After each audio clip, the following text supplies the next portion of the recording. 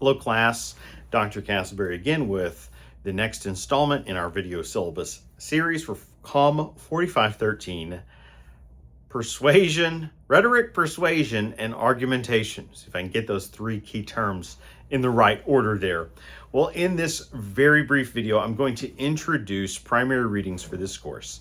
Because we meet in an asynchronous fashion, and because we want our courses to meet student needs in ways that allow them independent time to complete things in a non-live environment, we supplement some of that course time with readings, and we want students in the online college to be able to get the most out of their educational opportunities. So regardless of the amount of investment students are making, we want to make sure we're always maximizing what we're putting as a student-facing task or reading or discussion in a course. And so we've got three different books we'll be sampling from in the course.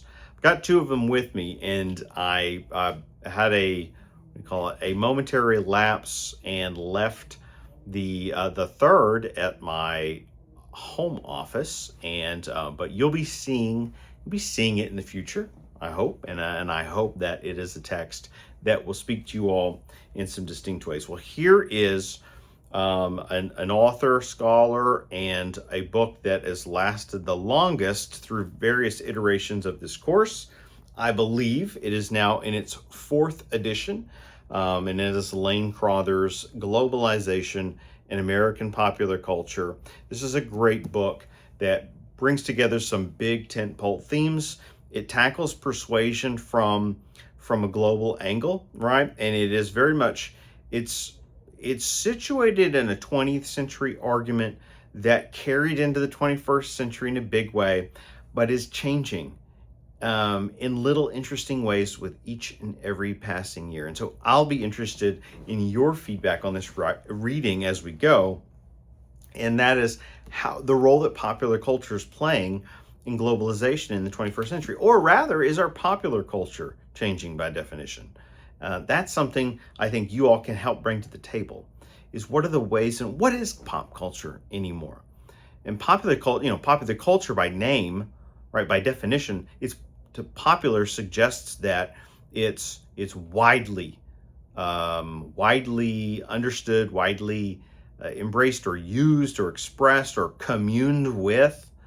And if that's changing, then what is popular today? Well, I can't wait to engage in those kinds of conversations with you all. And I think that can be a healthy thing to keep in mind. Don't be afraid to present healthy, constructive counter arguments toward claims made by our authors, and let's tackle those questions together. There's a space for that, by the way. That's a tease for a future installment and a different assignment in the course. We're also going to be looking at this book, and this is a stealth crowd pleaser, I just want to say. The Procrastination Economy, The Big Business of Downtime by Ethan Tucci. And this is a really interesting book because Tucci is really coming at digital culture in society today and saying, there are parts of it that we have yet to name and identify, and that includes how we're using it and how it's using us.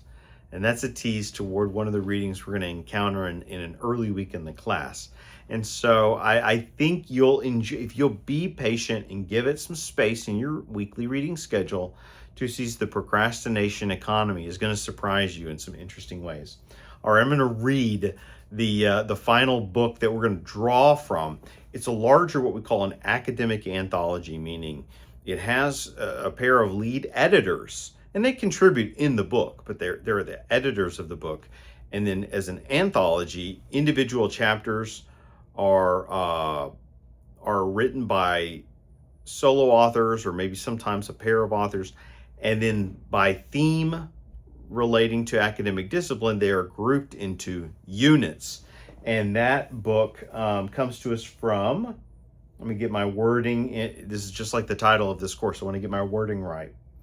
Innovations and Implications of Persuasive Narrative. This is a 2020, this is a COVID special, not having nothing to do with COVID. This was released in 2020. For that reason, it was in a time period that was really tricky in higher ed, where used to university presses would be diligent and great at getting either the hardcover book out quickly, and then soon after that have a plan in place to offer a less expensive softcover edition that would allow them to bring the prices down by shifting from one style of physical media release format to a more affordable one. But the hardcover release at the front end is technically a way that publishers can recuperate the costs, the front end investment costs that they put into investing in the editors, the authors, right? The creatives, the scholars, whoever is bringing the work labor to the table. And keep in mind, a lot of academic labor is free. Intellectual labor is by and large free, but it is a collaborative investment. So this book is edited by Stephanie Chartel Dunn and Gwen Nesbitt. And these scholars have put together a robust collection of readings that we're going to sample from. Now, I encourage everyone, if you're not in a big sellback culture with your textbooks, hang on to it. And if you find yourself drawn into the materials, or maybe if you're willing to play the long game with your education, down the line as you continue to mature mentally, intellectually, or even just return to books to kind of see how they hit you, a year down the line, 3 years down the line, and so on, you'd be surprised at the mileage academic or scholarly books may have compared to things like fiction, or even some of the more bestseller nonfiction things that they read really good. Now I'm saying, using bad grammar, they read well, or you can explode through them quickly, but how nourishing are they?